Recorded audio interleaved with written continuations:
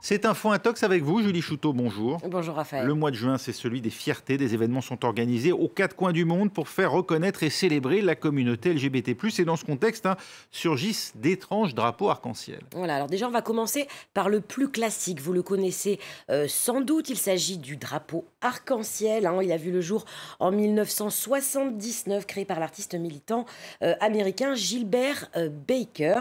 Donc vous le voyez derrière moi, 6 bandes, 6 couleurs qui symbolisent par exemple la vie, la guérison, le soleil, la sérénité ou encore l'esprit. Et aujourd'hui encore, c'est le symbole le plus répandu à travers le monde. Il est notamment brandi, vous l'avez dit, lors du mois des fiertés, au mois de juin, le mois des fiertés de la communauté LGBT+. On connaît ce drapeau, mais d'autres variantes se sont ajoutées depuis 2018, Et entre oui, autres. voilà, parce qu'en fait, certains militants trouvaient que ce drapeau, que 6 couleurs, ce n'était pas assez, qu'il fallait rendre le drapeau encore plus inclusif.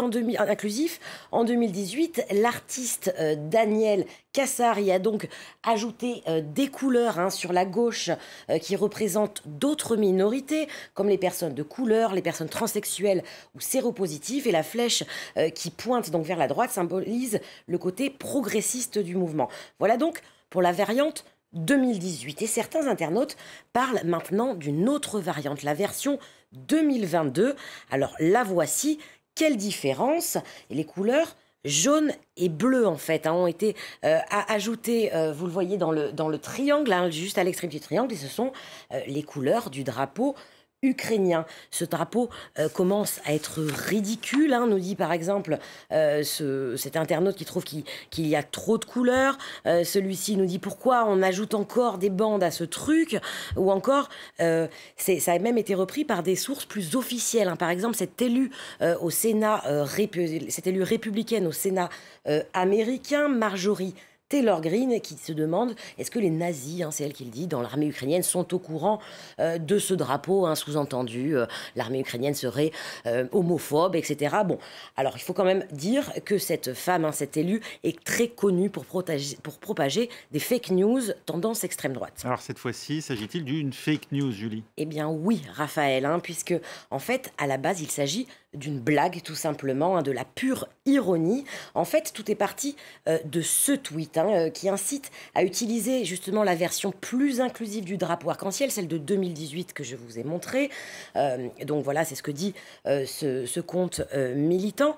Et en réponse, cet internaute-là, clairement, pour se moquer de cette inclusion à outrance, répond, je cite, « Je tiens à préciser que ces couleurs n'incluent pas certaines personnes, par exemple les Ukrainiens. Voici donc le drapeau 2022 mis à jour avec les couleurs inclusives. » Mais c'était une blague, tout simplement pour se moquer du drapeau 2018.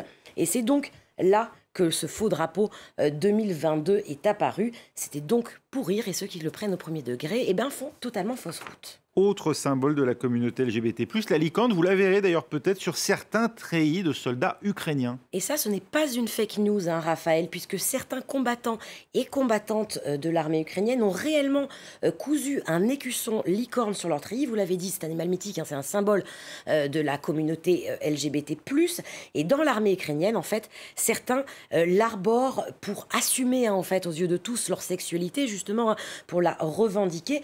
Une pratique qui est apparue en 2014, lors de l'annexion de la Crimée par la Russie. Et à cette époque, en fait, il était courant de dire que dans l'armée ukrainienne, il n'y avait pas d'homosexuels.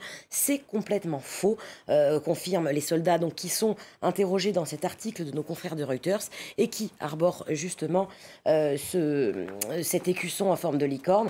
Voilà, ils en sont la preuve vivante, des membres de la communauté LGBT plus ukrainienne. Eux aussi risquent leur vie sur le front, et voilà pourquoi ils abordent la licorne sur leur treillis. Et pour terminer sur ce mois des fiertés, direction à présent, Julie, l'Arabie Saoudite. Ouais, alors un royaume pas franchement connu pour sa tolérance envers les minorités sexuelles. Et selon cette publication virale sur Instagram, l'Arabie Saoudite organiserait même en juin un mois de la fierté hétérosexuelle. Alors l'opposé de ce qui se passe ailleurs.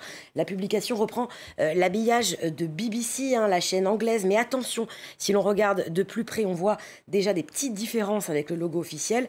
L'image est donc un montage. Et comme le rappelle le site Full Fact, de faux tweets de la BBC apparaissent vraiment régulièrement sur Internet.